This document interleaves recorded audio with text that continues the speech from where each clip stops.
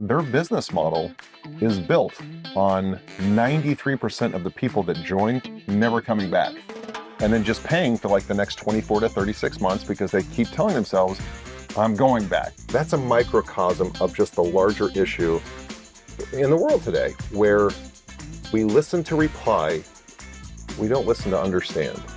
Woke up for the first time in my life, unemployed, with no salary, no health insurance, no dental insurance, no 401k, no stock options, nothing, zero. Zenoti presents Growth Diaries, the fascinating stories behind the best brands in beauty, wellness, and fitness. Hosted by Sudheer Koneru.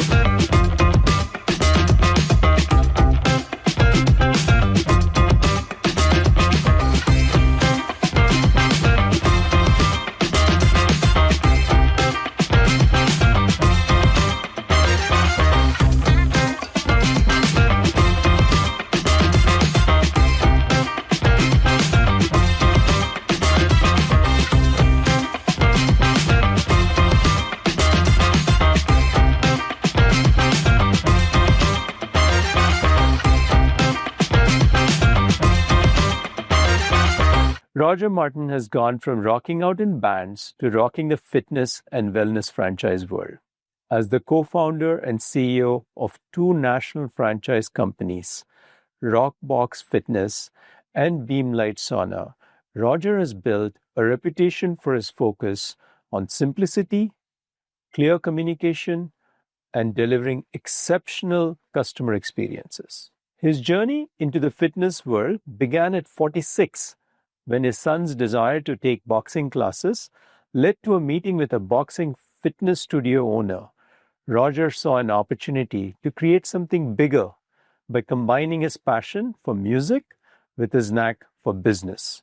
He co-founded RockBox Fitness, where every workout feels like a rock and roll show and prevents the consumer from feeling a sense of boredom. Since franchising in 2018, RockBox has grown to 60 locations across 20 states. Roger also hosts the Thrive More with Roger Martin podcast, has trained thousands in communication, and has authored An Insider's Guide to Business. He's here to break down his successful journey and share with us his latest venture, Thrive More Autopilot. Welcome, Roger. So thank you, Roger, for making it and making the time for being part of Growth Diaries, and happy to have you here. Oh, it's my pleasure. Thank you for having me. Great.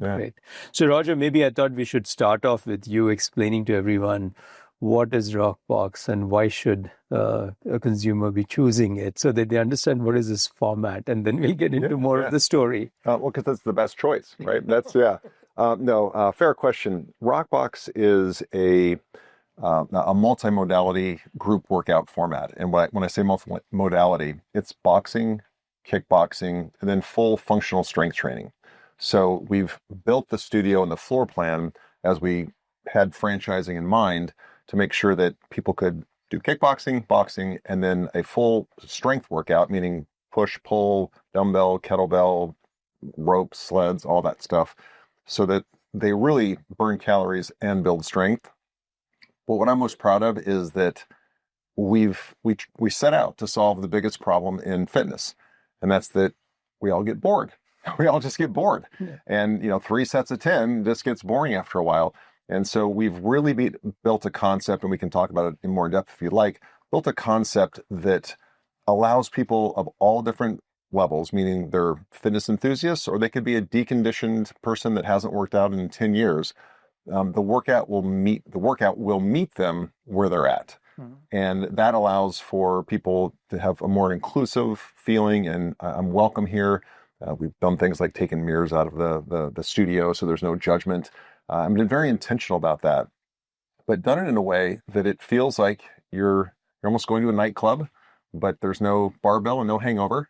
So you only get the benefits from it, so that you can get a full workout, burn a ton of calories, build lean muscle, but also build your self-confidence. Because there's something about a combat sport, boxing and kickboxing, that just kind of builds our own self-confidence when we do that. And you said you had one in Bellevue, so right here. So I told you, my son has tried was very disciplined with kickboxing as a kid. Mhm. And then he tried boxing a little later. But to your point, I think he got bored. Yeah. So I need to bring him in Yeah. and maybe come with him, because even I've tried kickboxing in our India office. We used to offer some classes for our employees, but I think I would love to try it in the new format, see if that makes me We would love to host you. Yeah. Yeah. So when you started this business, you have evolved who you're targeting as well, right? When you first started this business, I think you were very focused on enthusiasts and hardcore workout folks. You want to give a little color what you learned about who would be your target market to keep growing this business?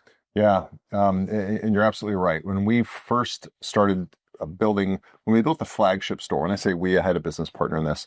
When we built that flagship store, we first targeted who it made sense in our minds to target, which is the fitness enthusiast, the person that wants to go to work out, the person that finds joy in exercising and has had that as part of their life for probably their entire life, because that would be the easy consumer to get in our minds. Turns out we weren't the only ones thinking that way, and Orange Theory and Cycle Bar and every other brand was going after that same avatar. And we realized also that avatar, which is really a younger avatar, it's a person that's usually, that the market's kind of aged down for boutique fitness.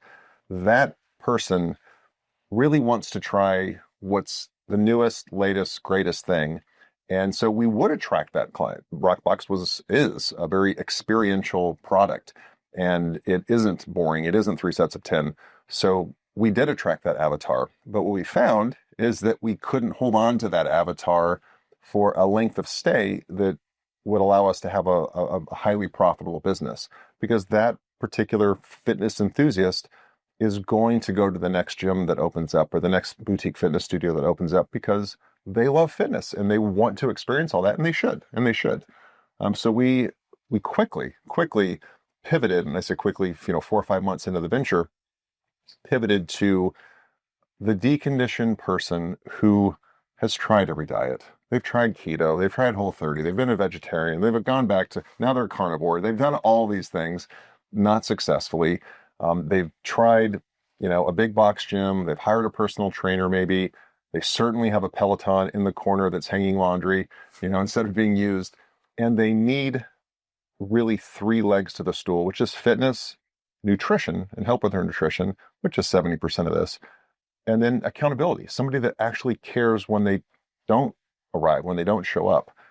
Because this whole model, and I'm not bashing the gym industry as a whole, but the big box, large, Planet Fitness, those type, their business model is built on 93% of the people that join never coming back, and then just paying for like the next 24 to 36 months because they keep telling themselves, I'm going back. I'm going to go back. But they don't. And so they finally look at their credit card 2 years later and go the credit card statement and say, I should probably cancel this. And so boutique fitness, and we're not alone in this, really is driven on utilization. We want people to come because a leading indicator of them canceling is them stopping attendance, them slowing their attendance or stopping their attendance. And so we built a program that's based on fitness, like I talked about, boxing, kickboxing, and functional strength training with nutritional help. So that's customized meal plans, grocery lists, meal prep guides, recipe guides, all of that, even a date night dining out guide where they can go out with their significant other and enjoy life. They don't have to, eat cardboard to be able to be healthy. And so we help them do that in a really reasonable and moderate fashion. And then accountability. So there are coaches, we have trainers in the studios that will be assigned a certain cadre of members, if you will, that they're responsible for. And so if that member doesn't show up for a week, it's a very friendly phone call, but it's just like, hey, Sudheer, we haven't seen you in a while, and usually you're in here every Monday, Wednesday, Friday. Is everything okay? Yeah, I'm hosting a conference right now. I'm busy. Totally cool. Just want to make sure that you're okay. Do you want me to book your class? No, I'll do it on the app when I'm done. Okay, great. Can't wait to see you again. That accountability it was lacking in the model. And so we built out that model to go after your original question, to go after that deconditioned consumer that says, I need help in working out. I really don't quite know what to do. I usually just go in and run on the treadmill. And I know that's not I need to do more. 2, I'm so confused on what to eat. Everybody's telling me something different. The internet, has a zillion different ideas. And 3, can somebody hold me accountable and just kind of be my coach like I had in high school or like I had when I was in college? And we put that together for the average person that has a job, or maybe they don't work outside the home, but they've got a full-time effort at home and they just need that support. And so that's where we've really found our success. And I thought when you zeroed in on this customer, you said you also did research, because RockBox, it seems like a boxing and intimidating place for the common person, that they would have to be sure, am I going in there? Am I the right profile, or are these hulks going in there? So let me go home. And you referenced it. Maybe you should expand on the experience you discovered not having mirrors. That seems like a odd concept, because in fitness space, everywhere I go, there is strong mirrors. So what's the context behind those two? Yeah. Another very insightful question. And it's funny, the whole industry, we're not alone in saying, hey, there's no judgment and it's a judgment-free zone. Yes. Yet you walk into any gym and it's wrapped 360 degrees in mirrors, and you're either looking at somebody else and they feel like they're being watched, or you're looking at yourself. And especially if you're deconditioned, you don't possibly love what you see in the mirror. And so now you're even more frustrated because you're trying to do an exercise, which is probably not putting you in the best position physically to do, and you see things you don't want to see. And so we just realized, after the 3rd studio that we built, we said, mirrors are out. The only place there's going to be a mirror is in the men and women's bathroom. And if you need to check your hair, you can go in there. But for your form, to make sure you stay safe and you're doing the exercises correctly, that's what the instructor is there to do. We have some technology in the studio that also demonstrates that. And, when you and I talked a couple days ago, I think I shared a story where I've had several people tell me that were more, when I say deconditioned, overweight and even sometimes obese consumers, they would sign up for their trial or sign up for a program to come learn about a program, but they would first pull into the parking lot, because they'd tell me this, they'd pull into the parking lot and sit in the parking lot waiting to see who would walk in and out of those doors, because if there were just all jack dudes going out, that's not for me. And when they saw other men and women who looked like them, who were their same age, who were, relatively, or what they really talked about was, gosh, I saw every kind of walk of life walk in and out of that door. And that made me feel like I could be accepted here. Like I belong here. But I think those of us that are in decent shape and have really had athletics as part of our just normal life, even if we're not athletes from a sports perspective, we're used to traveling on business and going to the hotel gym, or traveling on business and finding a local gym, and we'll just go in because we're comfortable. The average American is not. And so our goal was, let's have a really cool, kind of gritty rock and roll brand that people felt comfortable coming into. So I think it's a good tip to say, when you're starting a business, I think before you scale, figuring out who is your target customer and building your entire experience around this target customer. Because, so the other day I was talking to someone, and I didn't internalize this personally, that after COVID happened, we were all doing Zoom so much that normally I don't care about, I used to go to work every day before COVID. It's not like I didn't. And you slap on any clothes, you get ready, you comb your hair, and you go to work. But now you're on Zoom and you're looking at yourself on the side and you're like, okay, am I okay? Is this thing okay? So I believe people have become more conscious because your Zoom constantly is showing them how they look. Whereas when we go to work, we don't see how we look. We just go into the meeting and start working with people. And I think the same applies in the gym from what you're saying. Yeah. I hadn't thought about that. Thank you. Now I'm going to be self-conscious next time I'm on a Zoom call. But yeah. Cool. So then I think you've also been, of course, to deliver what you're talking about in terms of the customer engagement model and all that. You also talked a lot, I've heard about, being very passionate about listening to customers. What do salespeople do? I mean, people are usually just trying to sell the same thing constantly. So I wanted you to elaborate how your process works with your staff and how do you make it scale? Because we'll talk a bit, but you've scaled pretty quick after COVID. You're at 60 plus locations. That's pretty rapid growth from what I could see. Yeah. If you're enjoying the show, we would really appreciate it if you left us a review on Apple Podcasts. It only takes a minute and it helps others find the podcast.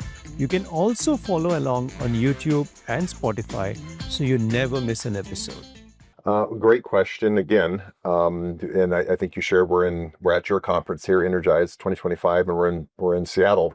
We have a location here in Bellevue, so I'm speaking on a panel today. So I flew in earlier yesterday and went and visited our local studio and ended up doing a 2-hour sales training with eight of the employees there of the staff, and 90% of that sales training was around talking with a new prospect and asking questions. We literally spent almost 2 hours on how to ask questions. Why do we ask questions? What is the intent of the question? And the biggest growth opportunity they had during that training, and they shared this, is that the reason they couldn't flow with the conversation is the person that was role playing would be answering a question they asked, and they're trying to think of the next question to ask, right? So the person's answering, giving very valuable information in this role play, but they're not sure what to ask next because they really weren't listening to you. And then the question they were going to ask doesn't make sense to ask after you just shared something really intimate about how you feel about yourself or what your significant other may have said. And that was just I was in a studio here in Bellevue just helping them, but that's a microcosm of just the larger issue in the world today where we listen to reply, we don't listen to understand. Mm-hmm.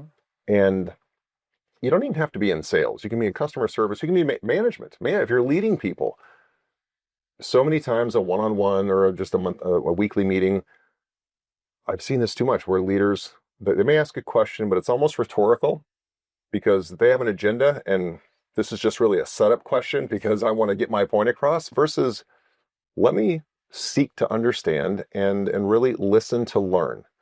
If we're speaking, like right now, I'm not learning anything because I'm speaking. Yeah. If I'm listening, I can actually learn something about the person that could help them. And too much time people think about sales as being manipulative and we're coercing people, and it's not.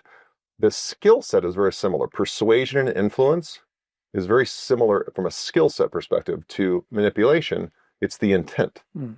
Persuasion and influence is I'm working to help you make the right decision, which in my case is to join one of our studios as a member so that you get healthier and you live a better life and you're happier and you feel great and you live longer.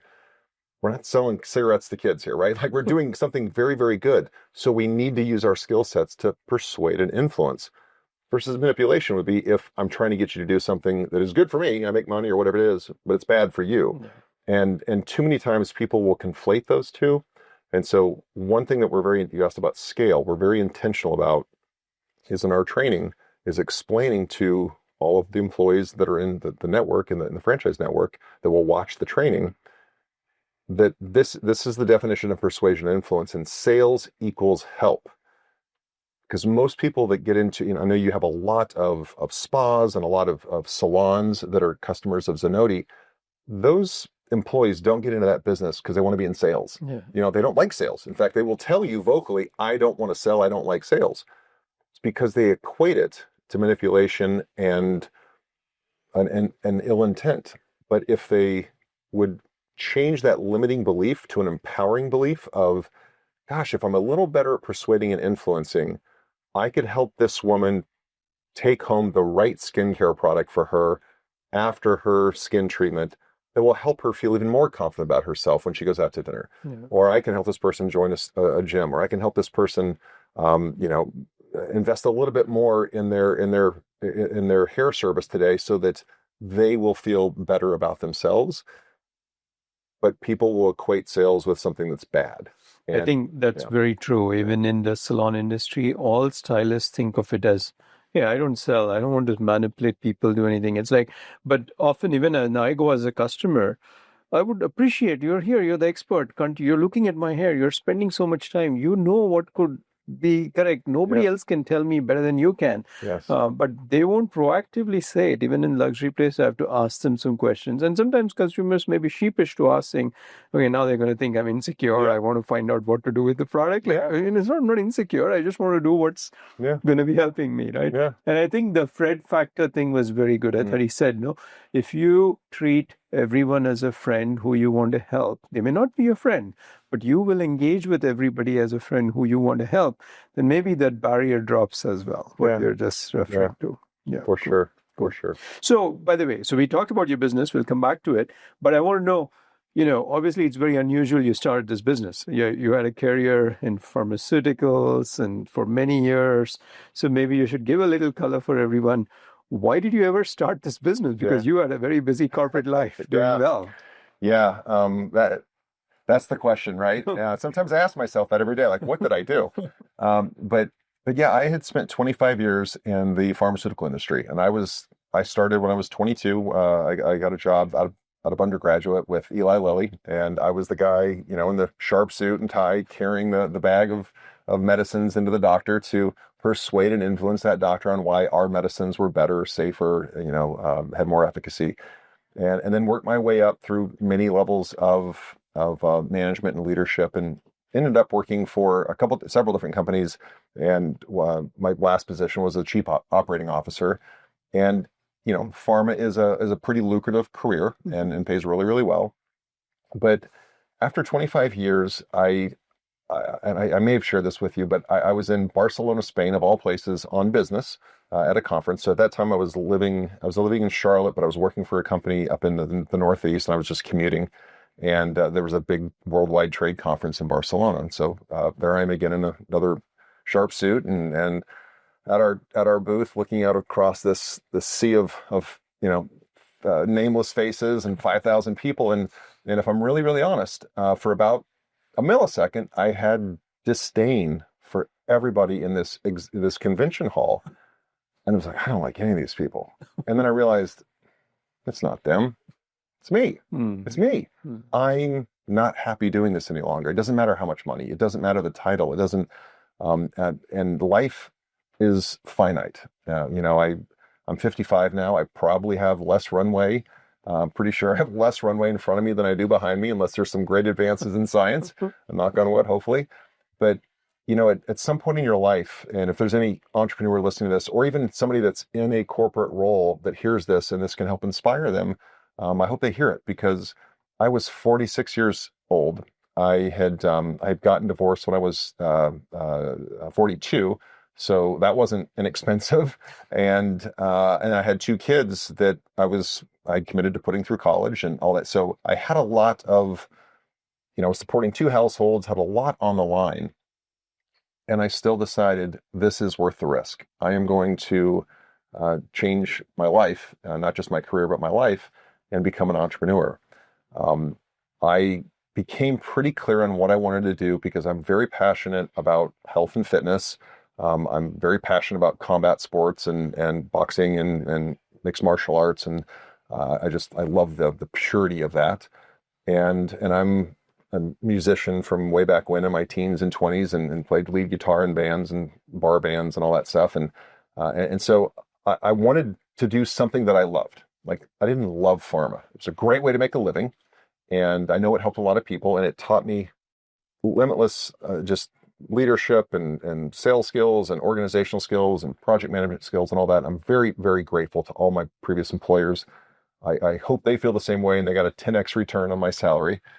But I wasn't passionate about it, right? Mm-hmm. And so what I wanted to do for a living was something that I was passionate about. So it needed to be something with fitness or something with, mixed martial arts or something like that, or in the music business. But I was 46, so probably too late to start a band. I was training in mixed martial arts, but basically I was getting the heck beat out of me every day when I go to practice and come home, and my wife would just say, What are you doing? Well, I'm competing. She's like, no, you're losing. You're losing. You're bloody. You have to go to work tomorrow. You have a black eye. You have to go to work tomorrow. And then I knew that, fitness is something that I do love, and how could I monetize that? And how could I put all three of those together? And it's easy to think that now. I was not thinking, let's put all three of these together when I started this. But just coincidentally, my son wanted to take boxing lessons. He was 12 at the time. I called around, found the best boxing instructor I could find. Fast forward, I think 4 to 5 months, and that guy became my business partner to open RockBox, because he had two boutique fitness studios, boxing for fitness, that it was called something different, had a different name, didn't have the technology that we have now, and wasn't branded the way we have it now. But yeah, I was in Barcelona, had that revelation. That was a long flight home, I can tell you that. A long flight home from Spain to back to the States, just staring at the front of the seat, in front of me, just staring like, what am I going to do with my life? And within about 6 to 7 months of that epiphany, I had given my notice. I worked a pretty long transition to make sure that, if you're at that level, you want to make sure you transition out and finish impeccably. But I did that and founded this company with my former partner, business partner, and woke up for the first time after, I had finished my career, woke up for the first time in my life unemployed with no salary, no health insurance, no dental insurance, no 401k, no stock options, nothing, zero. And that was a pretty scary Monday. And I would tell anybody who's listening that if you're wondering, is this hard? Is it scary to become an entrepreneur? Yes, very much so. On a Monday, you'll question why you did it. And on Tuesday, you'll still question why you did it. But on Wednesday, Thursday, Friday, you start to get more comfortable with it.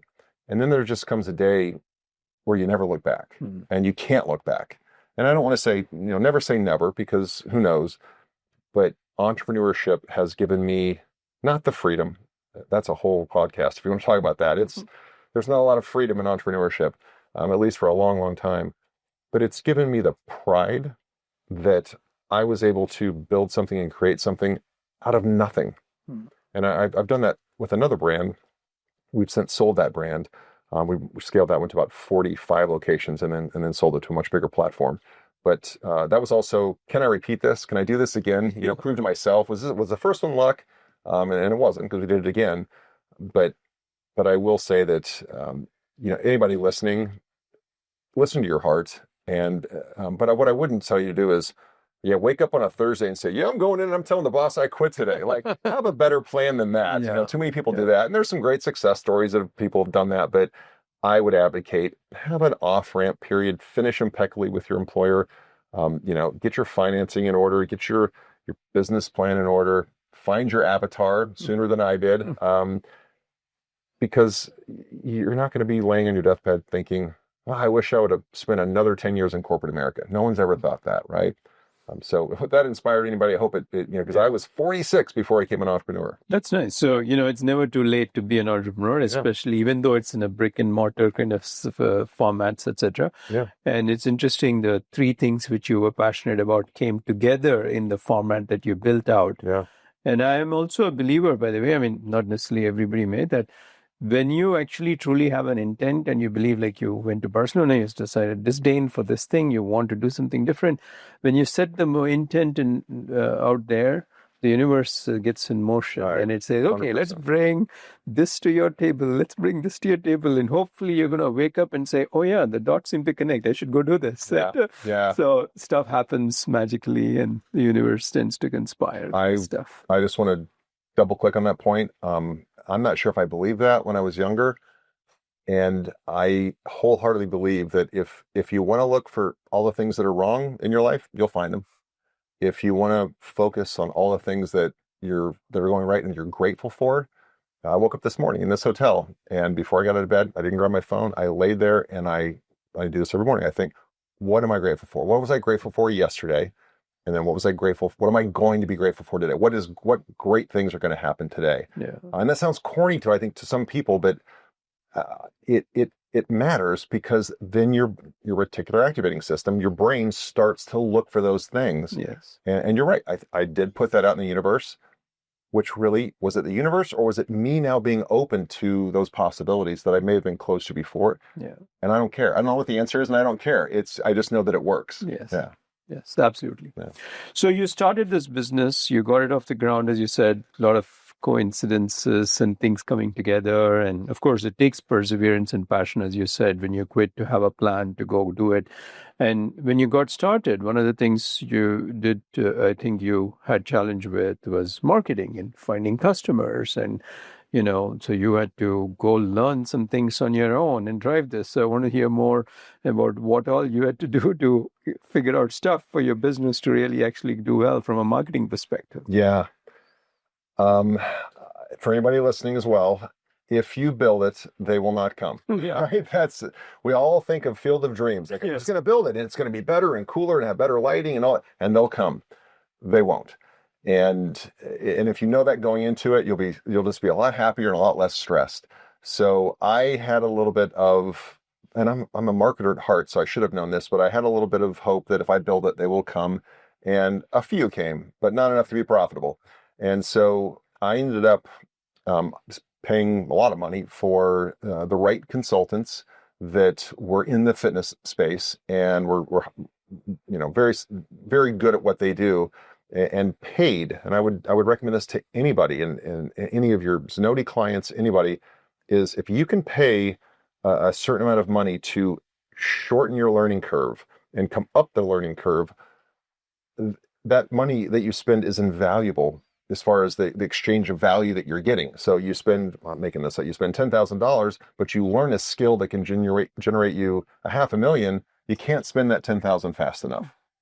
And I ended up spending a lot more than $10,000, but I really learned and made myself an expert in digital marketing and customer acquisition, because as a franchisor, I can't just say, well, yeah, I kind of figured it out, but you need to figure it out too. As a franchisee, I need to say, actually, here's how you do it. In fact, we'll do it for you. We'll do it for you for a very reasonable monthly fee. We'll actually do it for you.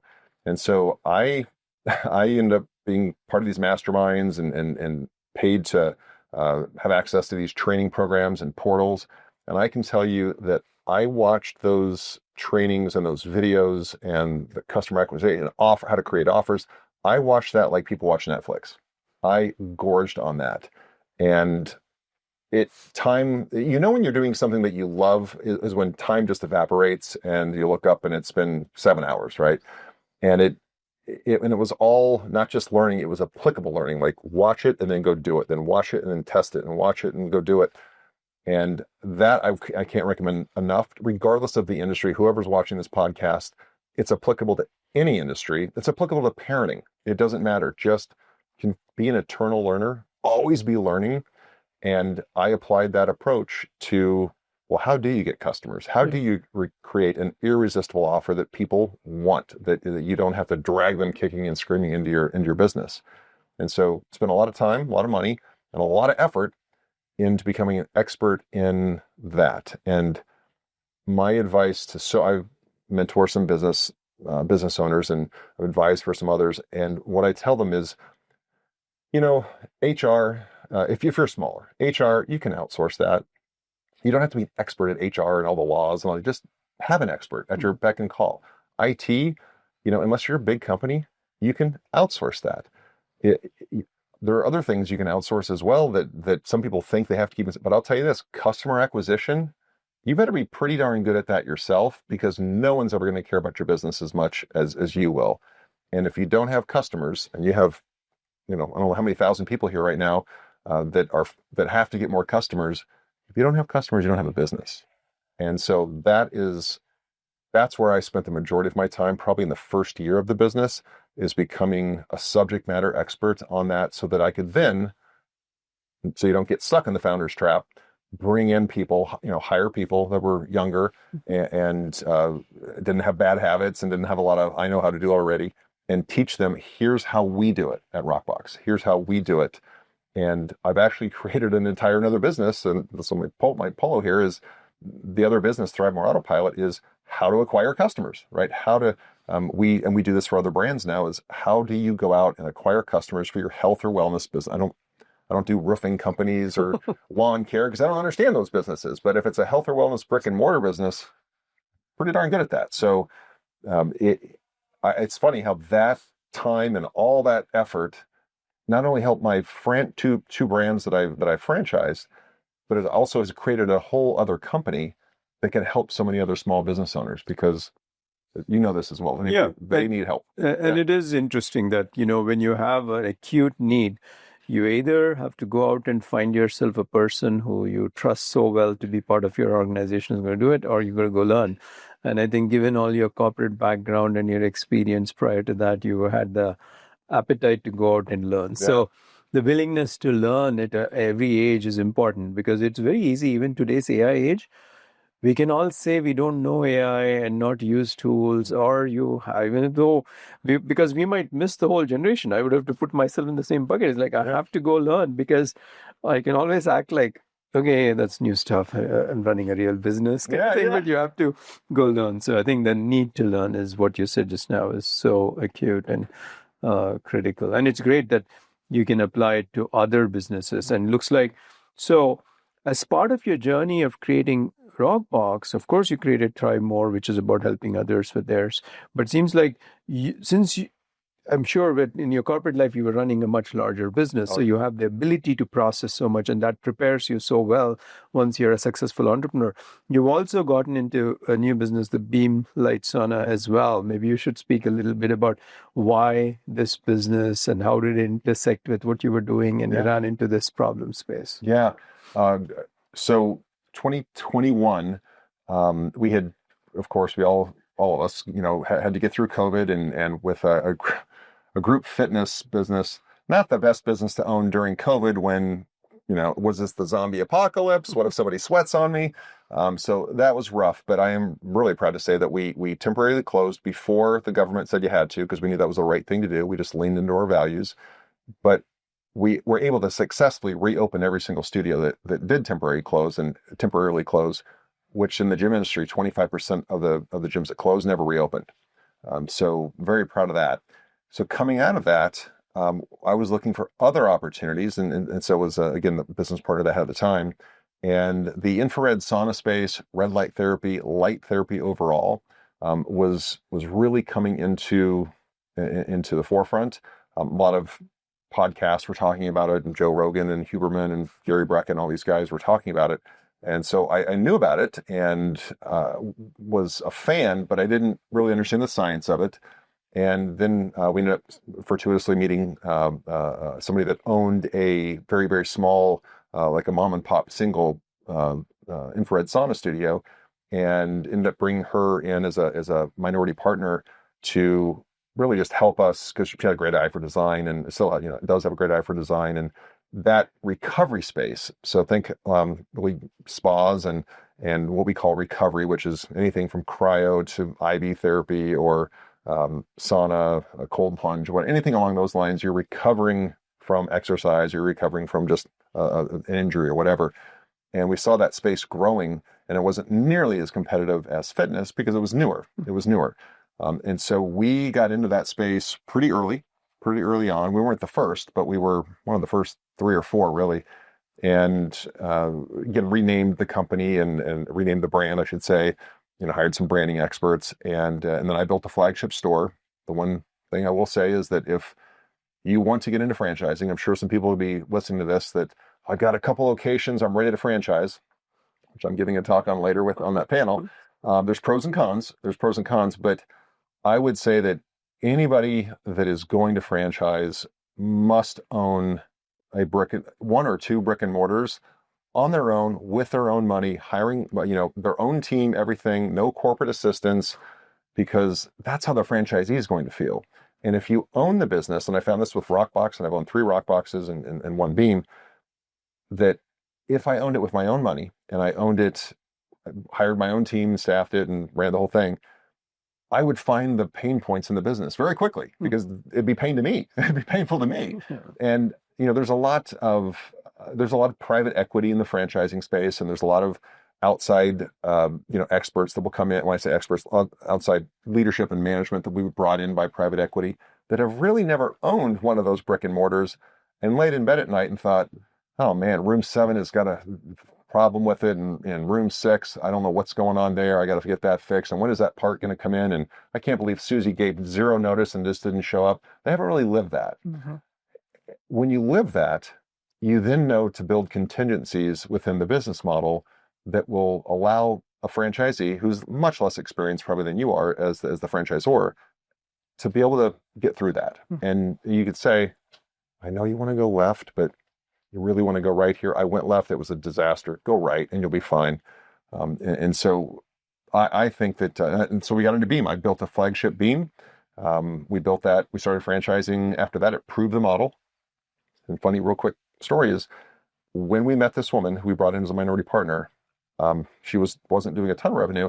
I picked up the RockBox Fitness sales and marketing and customer acquisition model and dropped it on top of her business. Same avatar, right? Mm-hmm. The same discretionary income and health conscious person. And dropped it on top of her business and doubled her business in 4 months. And again, we were going from a smaller base, so that that it was doable. But then I opened the flagship store, opened my store, and was able to open cash flow positive from, if it wasn't monthly, I don't think it was cash flow positive the first month, but it was cash flow positive the second month, and was cash flow positive every month after that. I owned it for 3 years or so, and because of that, it allowed us to then franchise much sooner than we did with RockBox, because been there, done that, knew how to do it, and everything we were building was meant for scale, was meant to be rolled out, repeated, all that. And we scaled that to 45, 50 open units or so, and then exited and sold that to a much larger platform that will take it to 500 units. Cool. Yeah. And so you've been pretty successful from COVID to now is not a long duration, because 21 onwards to now 4 years between the RockBox brand and the team, you've opened quite a few stores, and I know other businesses struggle. One of the things you referred to was leaning into your values when you talked about how to handle COVID and all that. So I'm sure values and elements of how you set up your businesses maybe help them to scale. Maybe you should elaborate on how have values been an important element for you to actually be able to scale your business, you know, and specifically, if you could expand more on during COVID times, you said, how did that help you? Yeah. And I want to give full credit to I had another business partner in a couple companies. He actually was a investor in RockBox because it was a franchise expert. And his name's Jeff Duden, and he's huge in the home services space, roofing and fencing and all that stuff that I don't know much about.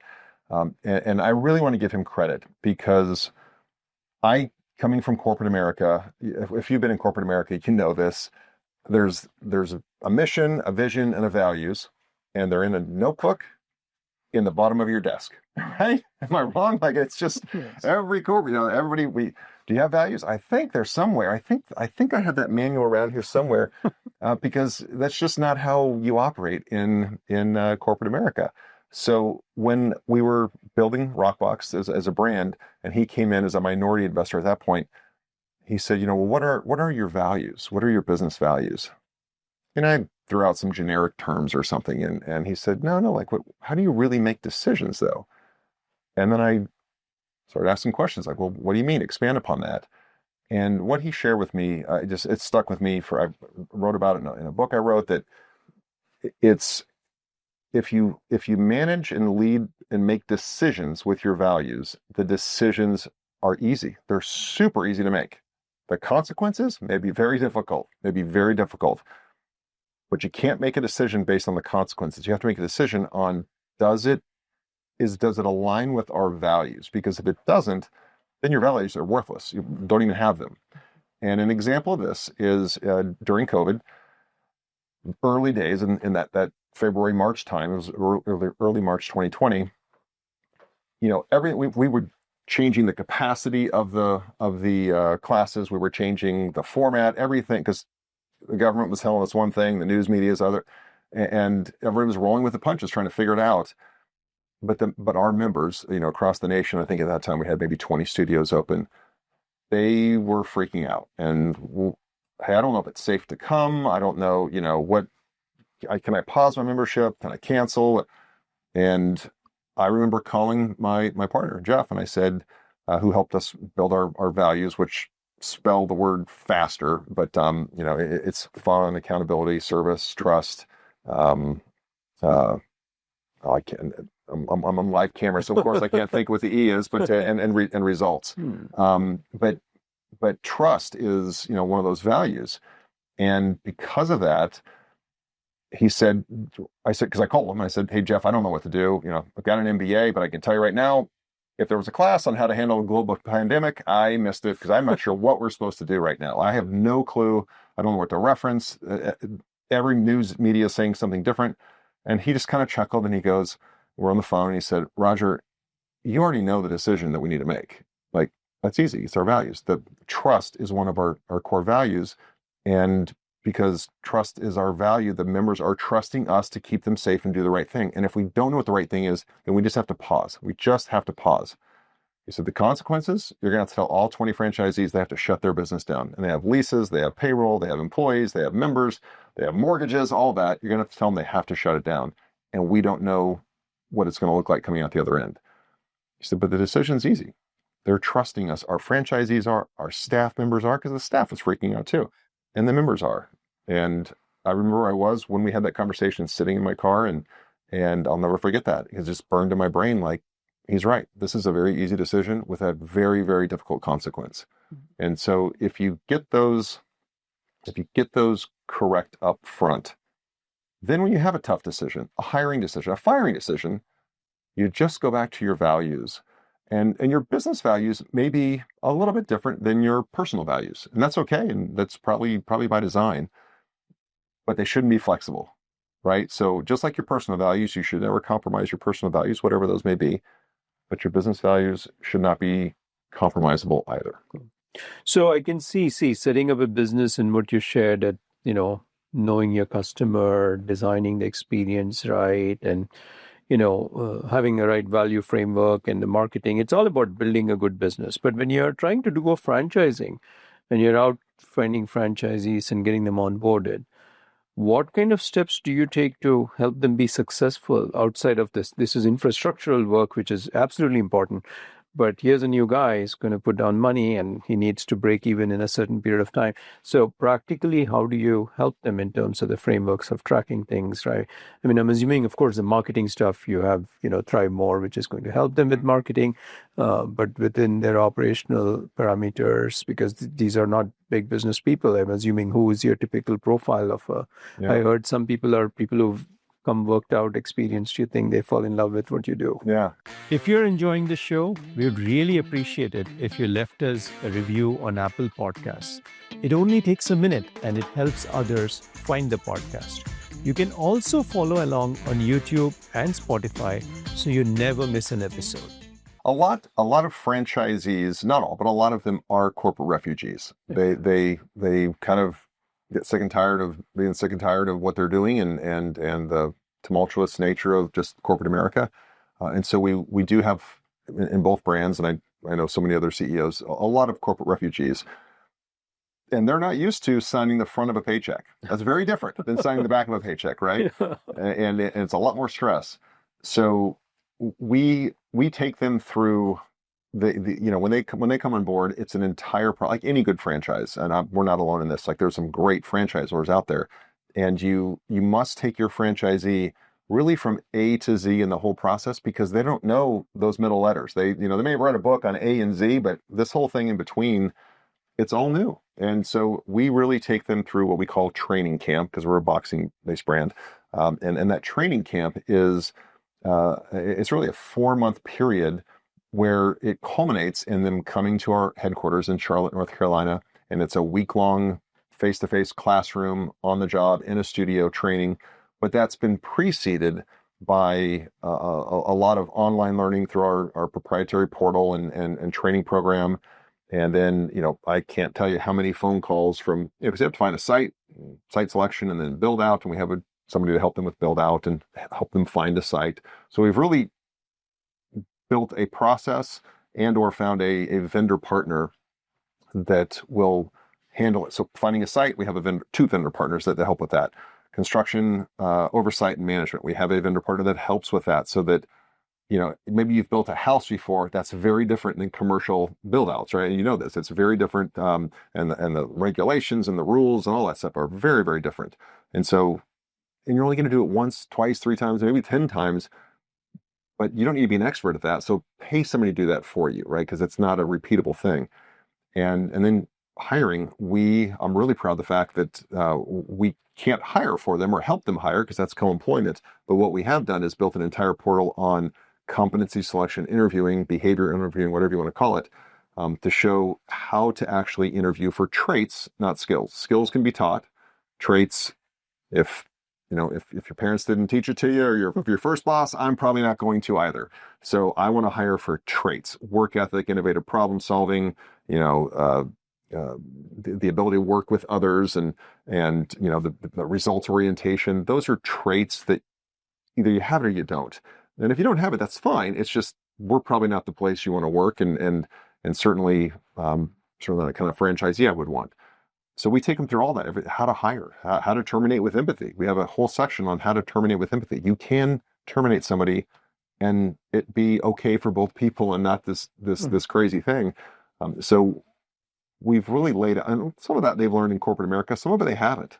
I've met a lot of very successful corporate people that don't hire very well. They can't, they don't have those skill sets, or it's been screened to the point where finally when a candidate comes in front of them, it's a qualified candidate. But when you're a small business owner, you don't have that. You don't have that. Agreed. So it is A to Z, and it's ongoing.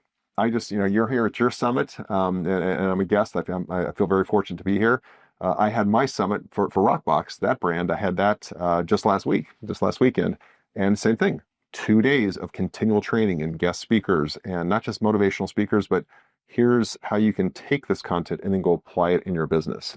And it's that eternal learning. Yeah, but in fact, coincidence, just yesterday I heard somebody use the same word, which is hiring for traits. Like if they would be looking for things in a person which are not on a resume necessarily. Yeah. They don't show up the traits. It's more like, did they work as a service person, as a hostess at some hospitality industry or something? Do they have the DNA of serving and helping others, which is hard to imbibe into people, but you can teach them the skill, as you said. Exactly. Exactly. So given you've learned so much in terms of, between putting from your corporate career to all the learnings along the way with building these franchises, and you mentioned you actually have this brand called Thrive More Brands, and under that you've actually built out the whole competency and a company around helping people with digital marketing and other stuff. Maybe you can expand a bit more, both in terms of the book you wrote around this area and what does this company do, and how can people tap into it? Because I liked what you said, which is, you guys are more passionate. How much it hurts an entrepreneur when people are not coming in the door and I'm paying the bills. So it's like, okay, this guy needs marketing which works now, not somebody who's going to come and give him all big picture lectures and all that. So you should expand that. Yeah. No McKinsey consulting. I know. Here. Nothing against McKinsey, but having co-founded 2 brands, RockBox and Beamlight Sauna, what I quickly found was, you can't just build it and they will come. So you need to have lead generation. There has to be a lead generation engine. And that's where we talked earlier in the podcast around, I paid a lot of money and then spent a lot of time, effort, and resources in becoming an expert in that. And so I built a digital agency that serves my franchisees if they choose to use us, but we also serve other brands. There's enough out there that I know we can serve other brands, and that's it. Really, any health or wellness brick and mortar brand. So if it's an online brand, that's not really what we do. Again, if it's like a lawn service or something else, that's not what we do. But if you own a health or wellness business, and that would include a salon or a spa too, that's a brick and mortar, we know how to get those. We know how to get customers. We can get people's attention. We've gotten really good at that on digital marketing. And I would always say you definitely want to do grassroots marketing. You 100% want to be out in your community. That's very, very important. But if you want to scale fast, you got to spend some money, and you have to run some ads, and you have to get out in front of people. And that's direct response. So there's branding, and then there's marketing. So you have to acquire customers. And where a lot of small business owners can get tripped up is they think about branding. They think about getting their name out in the community. And branding is a feeling. It's a feeling. When I think of Zenoti, I have a feeling, and you're just absolutely blowing that feeling up during this conference, and I've become a zealot. I love it because I can feel it in that room, because that's branding. Mm-hmm. Marketing is, I am going to get your attention. I'm going to name a pain point that you're experiencing. I'm going to then share how we can solve that pain point, and then I'm going to give you a call to action, what you need to do next to move towards a solution for that pain point. And that is how you drive a small business. Branding is great for Coca-Cola, branding is great when you're a $200, $500 million business. But when you're a $1 million, $2 million business or a $500,000 business, branding you will get for free when you do marketing because they'll hear about your name, but you need to focus on customer acquisition. So I built this digital agency. We do a lot of direct response marketing to get people to share their lead information or to buy an offer, whatever it may be. And we found that we were driving a boatload of leads into our clients, into my franchisees' locations, and also other clients that we have in other brands in health and wellness brick and mortar. And then what we realized is, okay, you realize though you need to call those leads. You need to follow up with those leads. In fact, more than once, because a lot of times, I call them, I left a message, they know where we're at. That doesn't work. As you know, you have to aggressively go after these leads that have said, they've raised their hand and said, I have that pain point. I'd like help with that pain point. But then their life gets busy. They have to go to work, got to pick up the kids, whatever, and they forget they even filled out that lead form. So I created another pillar within this Thrive More Autopilot business. So it's a separate business from my brands. And this growth services engine, we call it, is a digital agency that creates leads. But then once they get the leads, we found they weren't calling the leads and they were saying, well, I don't think the leads are very good because I can't get a hold of them. Well, actually, the leads are great quality because we use a lot of filters and we know how to make sure that's the avatar. And so we've built a system, and we use U.S.-based sales reps. I have U.S.-based sales reps that are W-2 employees with health insurance and a matching 401k, which is a lot more expensive than offshoring.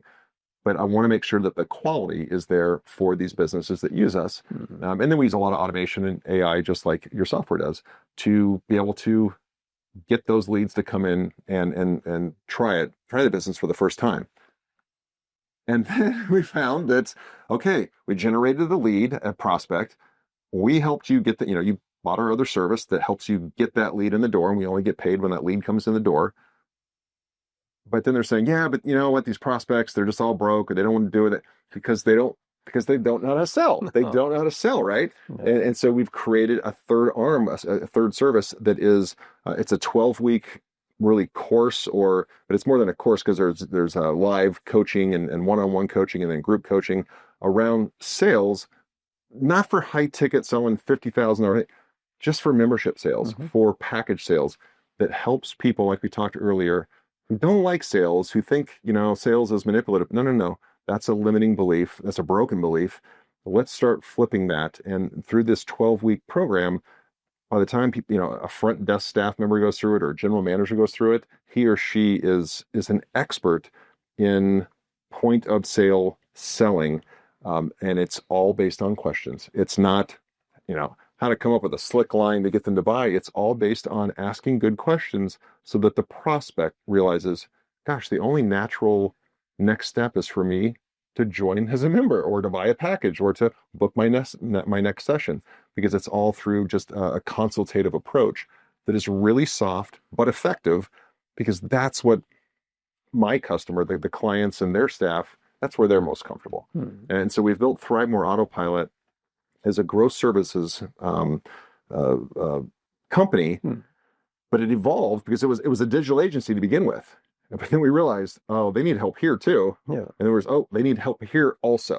And then we've gotten questions for, hey, can you run our social media for us? And I actually turned down many of those opportunities because I said, I'm not in your business. We can't do that as well as you could do it. Hire one of the kids that works for you that loves it. Pay them $300 a month or something, or $500, and they'll do it great. Yeah. And they love it.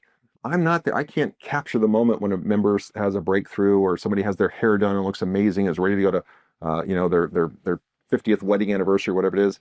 That should be locally done, or at least hire a local company. And so I know what we're really good at, and I think we're best in class at it. I'm certain we're best in class at it, but I also know what we're not great, what we can't be best in class at, and that's something that has to be local, like organic social media. Yeah. So while you've been helping brick and mortar businesses with this, maybe after this interview is over, I'm going to challenge you to help Zenoti, a software company, with doing the AI lead manager, which is going to do everything you just said. Yes. How can it do it in best in class? Exactly. Okay. Exactly. Great.